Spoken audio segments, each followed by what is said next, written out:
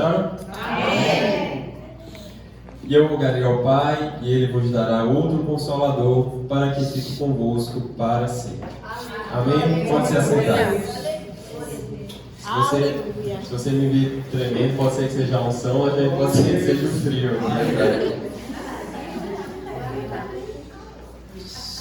Eu vim embora para Paraíba, fugindo do frio, gente. Então, vocês já sabem.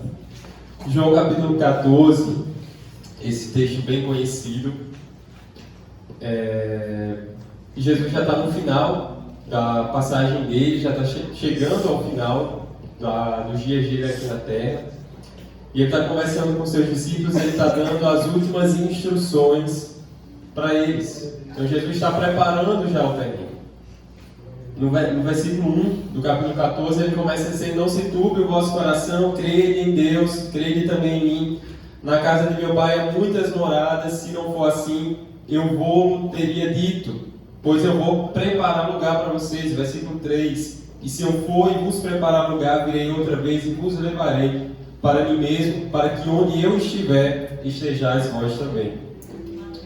Então, é um processo, aquele encontro, Jesus reúne os seus discípulos, e nós sabemos que havia a multidão, nós sabemos que havia os 70, mas havia os 12, aqueles que eram mais próximos de Jesus, aqueles que iriam receber a incumbência de dar continuidade à igreja, né, os apóstolos do Senhor. E o Senhor reúne esses 12, Ele está preparando eles, está dizendo, está chegando ao final, eu vou precisar voltar para o lugar de onde eu vim. Eu vou voltar para o céu. Então você imagina aí, a pessoa com quem você caminhou durante 3 anos e que você estava acostumado a Ele dirigir a sua vida. Os discípulos levantavam de manhã ao lado de Jesus e eles não precisavam se preocupar com o itinerário, com a programação, porque Jesus era quem traçava tudo, Jesus era quem preparava tudo. Os discípulos eles eram apenas guiados. Levantava de manhã, para onde é que a gente vai? Às vezes talvez nem desse tempo, né, irmão Marcos, de perguntar para onde é que ia. Jesus já estava direcionando tudo. Foram 3 anos, irmãos, muito intensos. 3 anos muito intensos ao lado de Jesus. Porque a escola profética, o seminário que Jesus colocou os discípulos, era um seminário intensivo, era um verdadeiro intensivão. Porque se a gente parar para pensar, a responsabilidade que o Senhor entregou àqueles 12 homens foi enorme. Pare para pensar, eles seriam os líderes da igreja. A Bíblia vai dizer que a nossa fé está fundada sobre o fundamento dos apóstolos. Então eram homens que tinham uma responsabilidade enorme, eles iam ser aqueles que seriam a referência na igreja. Quando a igreja tivesse alguma dúvida, quando a igreja precisasse saber alguma coisa acerca da fé cristã, eles iriam recorrer a quem? Aos 12. Mas o tempo, quando a gente olha com os olhos humanos, o tempo que aqueles homens passaram com Jesus é pouco para o tamanho da responsabilidade aos olhos humanos, é ou não é? 3 anos apenas. 3 anos. Só que foram 3 anos muito intensos, irmãos. 3 anos muito intensos. Vivendo 24 horas com Jesus. E o seminário de Jesus era teoria e prática, né, irmão Marcos? O seminário de Jesus era teoria e prática. O irmão cantou agora um louvor que narra um dos episódios, quando Jesus vem andando sobre o mar. Então, assim, é um negócio assim, quando eles estavam se acostumando com o movimento, já vinha outro assim, mais extraordinário ainda. O negócio não dava tempo de se acostumar, irmão. Porque Jesus já fazia outra coisa mais extraordinária ainda. Foram 3 anos extremamente intensos. Aqueles irmãos, eles precisavam realmente ver aquilo ali. Eles precisavam viver aquilo ali. Era um negócio assim incrível. Terminava um milagre aqui, terminava uma obra aqui, já atravessava o mar para chegar, tem um endemoniado do outro lado, tem uma legião, ele não consegue ficar preso em cadeias. Aí já joga os porcos, já se lança no mar, e é uma mulher com fluxo de sangue que é curada, há 12 anos que estava doente. Então imagina assim, era uma vida corrida. E é um Lázaro que ressuscita. Então foram 3 anos extremamente intensos ao lado de Jesus. Mas Jesus, ele tinha uma passagem aqui que tinha prazo de validade. Jesus não veio para ficar para sempre na terra. Ele percebe, ele sabe que estava chegando ao final, que já estava chegando o momento dele ir para a cruz, dele cumprir o propósito para o qual ele veio, que era de morrer pelos nossos pecados na cruz. E ele reúne os discípulos e ele vai dizer: olha, não fique triste. Eu comecei a falar para vocês que está chegando a hora de voltar e vocês estão começando a ficar tristes. Porque imagina assim, aí se hoje nós, às vezes quando o Senhor diz que vai nos entregar uma responsabilidade, a gente já fica desesperado: meu Deus, e como é que vai ser isso? Agora imagina os apóstolos, irmãos, que caminharam 3 anos com Jesus e viram Jesus fazer coisas extraordinárias. Imagina como é que ia ficar o coração deles sabendo que esse Jesus que guiava eles para todo lugar, agora ia voltar de novo para um lugar, irmãos, muito perto, para dizer o contrário. Não era lá para Betânia, não era para Cabedelo, era para o céu. Quem é que consegue chegar lá? Me diga aí. Quem é que sabe o caminho? E ele vai dizer aqui. Tomé vai perguntar: Senhor, a gente nem sabe nem para onde o Senhor vai, como é que a gente sabe, conhece o caminho? Aí Jesus vai dizer: Tomé, eu sou o caminho, a verdade e a vida. Você já conhece sim, eu estou com vocês. O problema é que o caminho não é uma coisa, o caminho é uma pessoa e essa pessoa sou eu. Sou eu que vou conduzir vocês ao Pai. Estava chegando o final do ministério de Jesus, então os discípulos começam a ouvir o discurso de Jesus, porque agora ele está falando, está preparando eles: eu estou indo embora. E o coração deles começa a ficar preocupado e começa a se turbar. Mas o Senhor vai dar uma esperança. E vai dizer para eles no versículo que a gente leu: eu rogarei ao Pai, e Ele vos dará outro Consolador. Algumas versões dizem Conselheiro, para que fique convosco para sempre. Aleluia. O Espírito da verdade que o mundo não pode receber, porque não vê nem o conhece, mas vós o conheceis, porque habita convosco. E estará em vós. E aí eu quero que você preste bem atenção, porque hoje nós vamos falar sobre o Espírito Santo.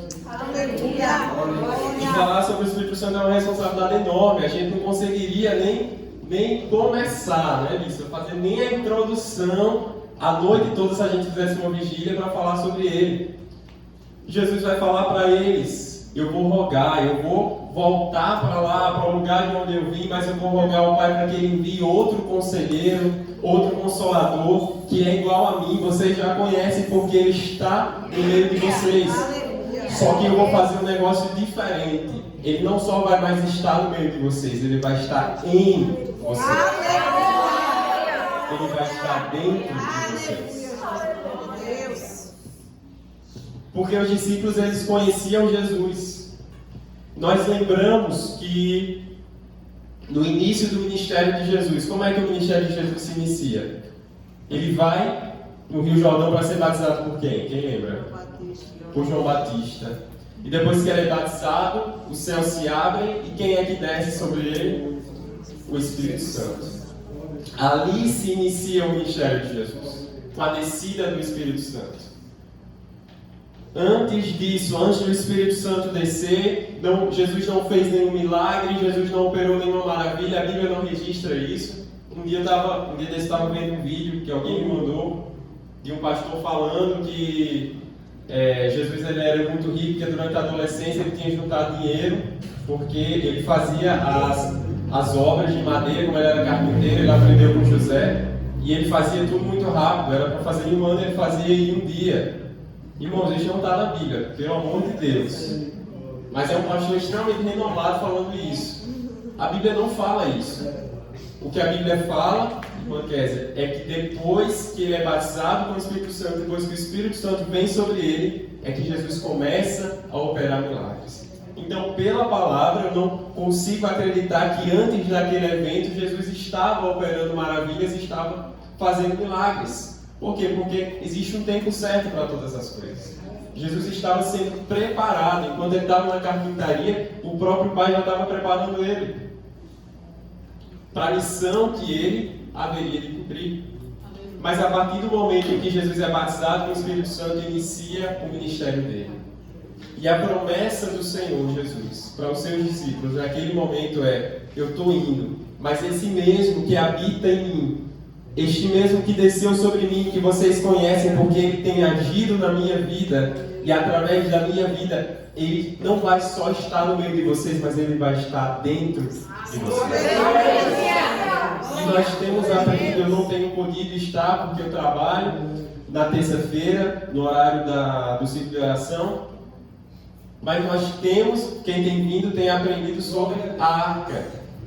E no Novo Testamento, nós não temos mais uma arca que carrega a presença do Senhor.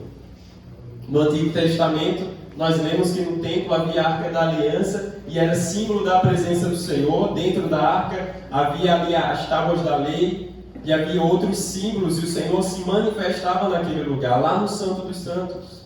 Aleluia. Só que agora no Novo Testamento, irmãos, quem que carrega a presença do Senhor? Somos nós. Nós somos a arca do Senhor. E é tão interessante, irmãos, porque Jesus Cristo, ele fala para os discípulos, às vezes a gente costuma falar sobre o Espírito Santo, às vezes a gente costuma, talvez não falar dessa maneira, mas às vezes quando nós pensamos, mesmo que seja involuntariamente, nós pensamos no Espírito Santo como se fosse menor do que Jesus, né? Não é? Então a gente fala Pai, Filho e Espírito Santo. Quando na verdade os três, Pai, Filho e Espírito Santo, é o mesmo Deus. Não existe um maior e um menor. Eles apenas executam atividades diferentes. Mas é o mesmo Deus.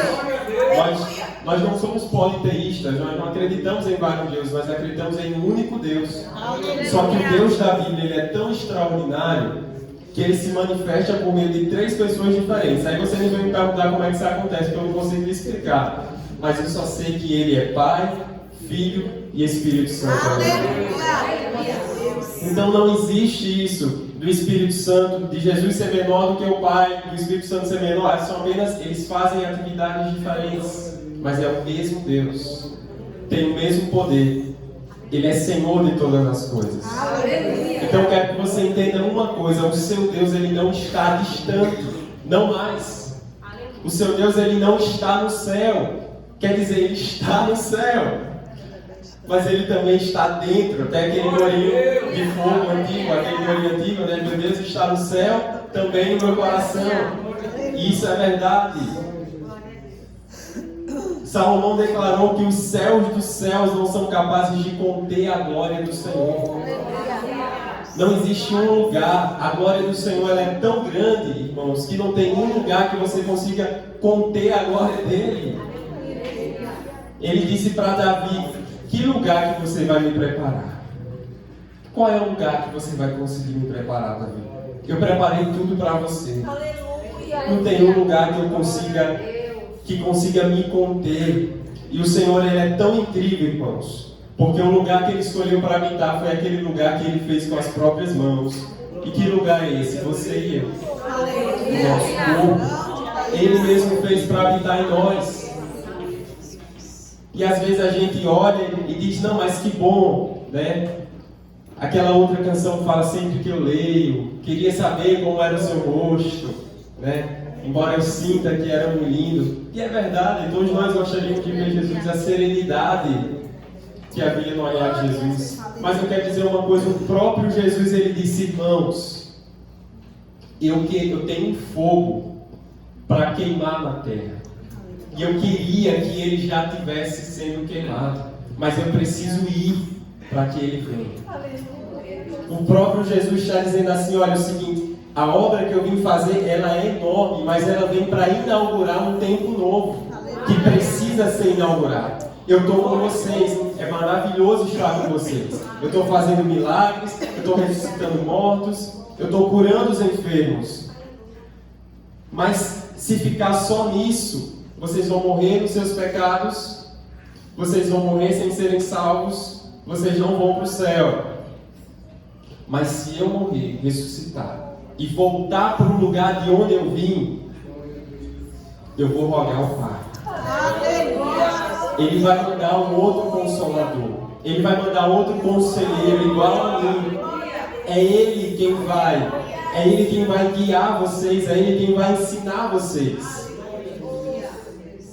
Irmãos, por que é importante saber sobre isso? A gente gosta de ouvir sobre vitórias, que o Senhor vai nos dar vitória. Mas, irmãos, a grande verdade é que sem o Espírito Santo de Deus nas nossas vidas, nós não somos nada. O Espírito Santo, Ele é real. Ele é Deus. Você pode vir para um culto como este e receber uma palavra de que você vai ser abençoado, de que o Senhor vai prover os seus celeiros, como nós já recebemos nesta noite, e de fato o Senhor pode e irá fazer tudo isso. Ele prometeu. Mas eu quero dizer uma coisa: se você sair deste lugar sem o seu coração preenchido pela presença do Espírito Santo, você veio até aqui, você perdeu o seu tempo. Eu queria só te dizer isto, porque não adianta a gente estar nesta terra e ter tudo o que as nossas mãos puderem conquistar, irmãos, se quando acabar, a gente partir para a eternidade sem a presença dEle. Ah, Espírito Santo, você pode até gostar. Ah, Espírito Santo, você pode até gostar de estar neste lugar e ver os vasos se moverem, meu irmão. Você pode até estar neste lugar e gostar de sentir um arrepio. Ah, Espírito Santo, você pode até estar neste lugar e dizer: não, eu gosto de ir no centro de oração, eu gosto de ver as irmãs sendo usadas pelo Senhor, eu gosto de sentir um arrepio no meu corpo, eu gosto de ver as pessoas sentindo a presença de Deus. Você pode até gostar, mas eu quero dizer uma coisa para você, irmão. Se você vem para este lugar e você apenas vê as pessoas sendo usadas por Deus, você apenas sente um arrepio no seu corpo e você acha que isso já está bom, irmão, não é o suficiente. Porque você está apenas com o Espírito Santo do lado de fora, agindo do lado de fora. Mas o próprio Jesus, Ele disse: eu preciso que Ele esteja do lado de dentro.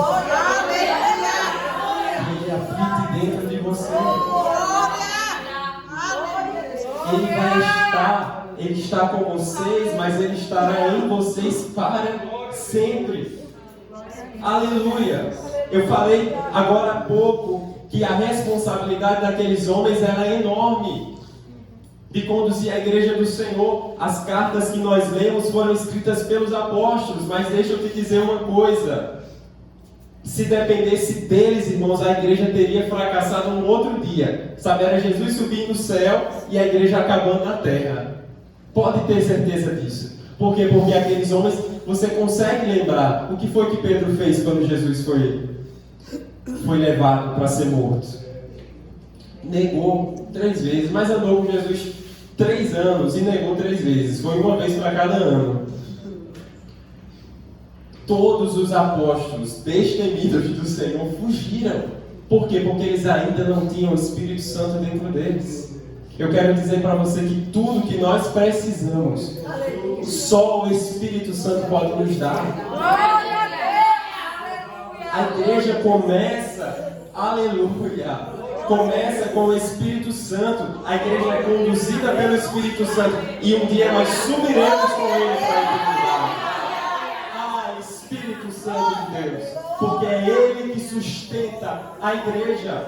Ah, Espírito Santo, se dependesse de mim e de você, irmãos, a gente já teria desistido.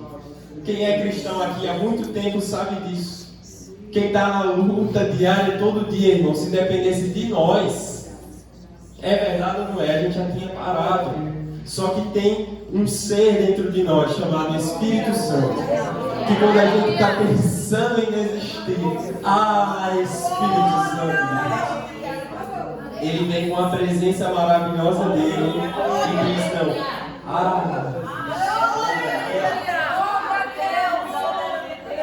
hoje você não desiste. Sube. Às vezes você está só o bagaço, só o pó.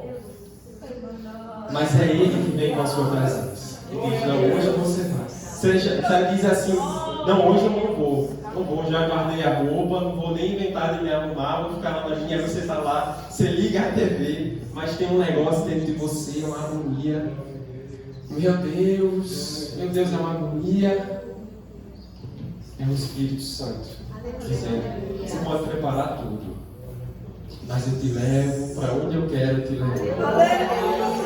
Porque eu tenho uma missão nesta terra. Eu estou te conduzindo para a eternidade.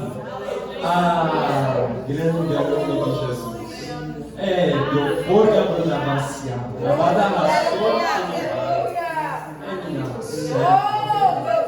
Nós temos um amigo, nós temos um companheiro, nós temos um conselheiro. Nós não temos mais o mesmo privilégio que os apóstolos tiveram de ver Jesus Cristo. Mas é este Jesus, e que está sentado no alto e sublime trono. Ele rogou ao Pai, e o Pai enviou para nós o seu Espírito. Nós não conseguimos mais ver a face de Jesus, mas nós temos dentro de nós a presença do Senhor de todas as coisas, do Deus de toda a terra. Esse é o maior privilégio, irmãos, que nós poderíamos ter, porque nada neste mundo, nenhuma riqueza neste mundo é capaz de comprar a presença do Espírito Santo. Não há nada que o homem pode ter o dinheiro que ele quiser ter, mas ele nunca vai chegar diante do Senhor e dizer: olha, está aqui, quanto que o Senhor quer pelo Espírito Santo. Teve alguém na palavra que tentou fazer isso, Simão, mágico. Ele viu o Espírito Santo agindo na vida dos apóstolos, manifestando poder, e tinha cura, e tinha maravilha. E Simão, ele era um mágico, ele também fazia os seus encantamentos. E ele se converte ao Senhor. E aí ele chega para Pedro e diz: quanto que vocês querem para me dar isso aí? E Pedro vai dizer: olha, para trás de nós, Satanás. Glória a Deus. Você cogitou que consegue comprar isso aqui com dinheiro. Você não entendeu ainda o Evangelho. Eu quero dizer uma coisa para você: aquilo de mais precioso que o Senhor poderia nos dar, Ele já nos deu.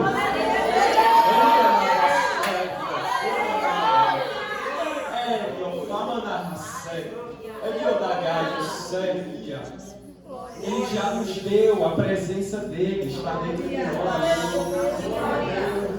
Só que tem um detalhe, irmão: é de graça. Aleluia. Aleluia. Minha mãe, da última vez que pregou, a pastora Eliana, da vez que ministrou aqui, ela falou de uma igreja, de uma campanha, e no final, para receber o Espírito Santo, tinha que dar uma determinada oferta. Irmão, isso é uma heresia. Para não falar outra coisa, mas é um negócio assim estúpido, irmãos, que não tem nenhum respaldo bíblico. Me diga, se R$120 e R$150, se R$1 bilhão é capaz de comprar o Espírito Santo, só uma pessoa foi capaz de comprar o Espírito Santo. Essa pessoa se chama Jesus Cristo de Nazaré. Ele se ofereceu em nosso lugar como sacrifício. Porque o Espírito é o quê? Tu acha, irmão, que o Espírito que é santo viria habitar dentro de mim e de você, irmão? A gente não consegue. A gente não merece a presença dele, irmão. Porque ele é o quê? Santo, irmão. Ele é santo, ele é santo, ele é santo. É bem narrado, sim, é minha. Ele é santo, irmão. É santo, nós não merecemos, e ele não merece. Pode tentar ser bonzinho como você for, você não merece, nós não merecemos o Espírito Santo. Mas tem alguém, Santo de Israel, aquele, como foi dito para João lá no Apocalipse: não chore, João, tem um. Aleluia. Aleluia. Aleluia. Você pode abrir a sua Bíblia lá em Apocalipse para a gente encerrar essa palavra.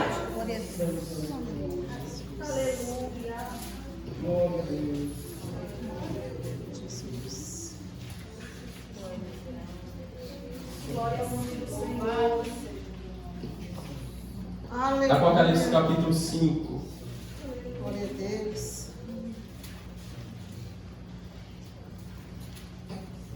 A partir do verso 1 que diz assim: e vi na destra, Apocalipse 5, a partir do versículo 1. E vi na destra, ouvi na mão direita do que estava sentado sobre o trono, um livro escrito por dentro e por fora, selado com 7 selos. O verso 2 diz: e vi um anjo forte bradando com grande voz: quem é digno de abrir o livro e de desatar os seus selos? E ninguém no céu, nem na terra, nem debaixo da terra podia abrir o livro, nem olhar para ele. E eu chorava muito, porque ninguém fora achado digno de abrir o livro, nem de o ler, nem de olhar para ele. E disse-me um dos anciãos: não chores, eis aqui o leão da tribo de Judá, a raiz de Davi, que venceu para abrir o livro e desatar os seus 7 selos. O verso 6 diz: e olhei, e eis que estava no meio do trono e dos 4 animais viventes, e entre os anciãos um cordeiro, como havendo sido morto, e tinha 7 pontas e 7 olhos, que são os 7 Espíritos de Deus enviados a toda a terra, e veio e tomou o livro da destra que estava assentado no trono. Jesus falou o quê? O que foi que Jesus falou? Eu vou e vou preparar o lugar para vocês. Anos depois, o Espírito Santo já havia descido. O Senhor abre a visão espiritual de João, arrebata o apóstolo João, leva ele para o céu. E ele vai ver uma das cenas mais maravilhosas. Aleluia, Jesus. Ele vai ver a chegada de Jesus, aquele que havia sido morto, o cordeiro que havia sido morto, mas que agora vai entrar nas regiões celestiais como o leão da tribo de Judá. Aquele que morreu como um cordeiro, ele ressuscitou como um leão. E assim como ele prometeu, ele enviou o seu Espírito. Jesus Cristo um dia voltará, irmãos. Mas enquanto ele não volta, nós temos a presença do seu Espírito. Eu quero dizer uma coisa para você: você não precisa esperar pela quinta-feira no culto de cura e libertação para sentir a presença dele. Você não precisa esperar pelo culto de domingo para sentir a presença dele na sua casa. Ele lá, eu sou a guia. Ela vai dar certo. E eu quero te dizer uma coisa: não é só um desejo seu, ele quer manifestar a sua presença. Ele quer manifestar a sua presença. Ele é quem mais deseja te levantar de madrugada, te levantar de manhãzinha, enquanto você está preparando a comida, ele manifestar a sua presença e dizer: estou aqui, estou com você. Naquele momento de maior tristeza, naquele momento de maior angústia, naquele momento que você está pensando em desistir, às vezes você diz: Senhor Deus, ninguém me liga. Meu Deus, aí o Espírito Santo está dizendo: meu querido, você não entendeu, eu estou contigo, intercedendo com gemidos inexprimíveis.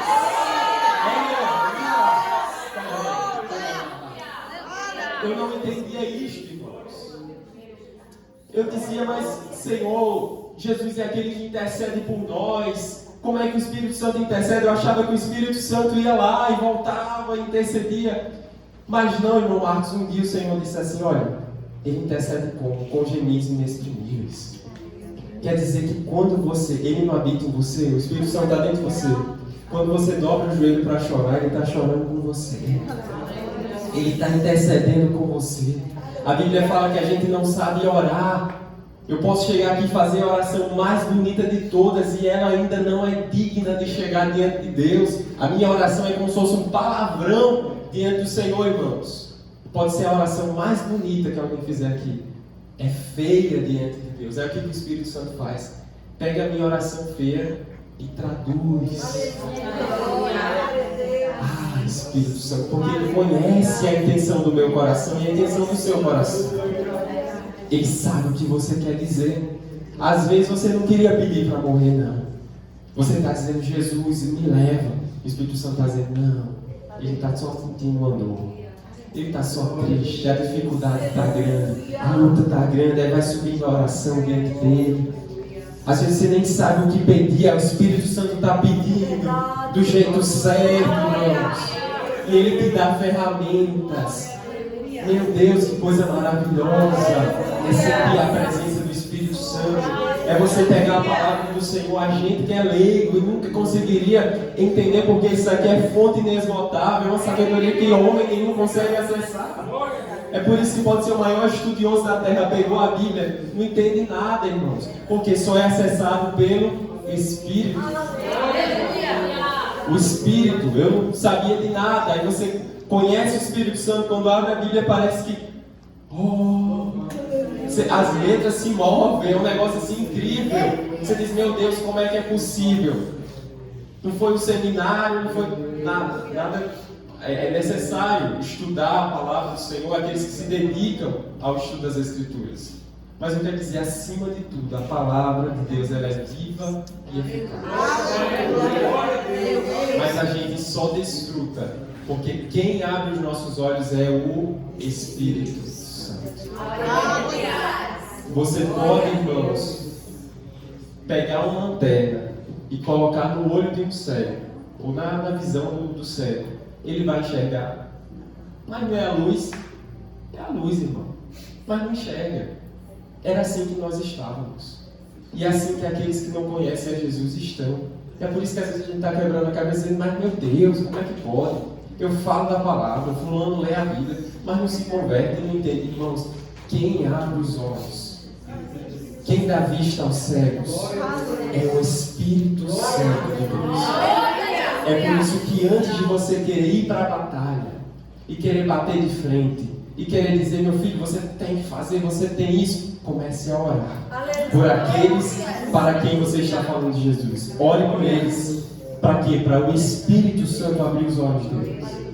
Porque você pode esfregar a palavra na cara dele, mas se o Espírito Santo não abrir os olhos, não operar o milagre e não fizer ele enxergar, não vai conseguir, porque é ele quem convence do pecado, da justiça e do juízo. E ele convence do jeito dele. Do jeito dele. E é tão bom quando ele age. Amém. Guarda essa palavra no coração e eu agradeço a oportunidade. Em nome de Jesus.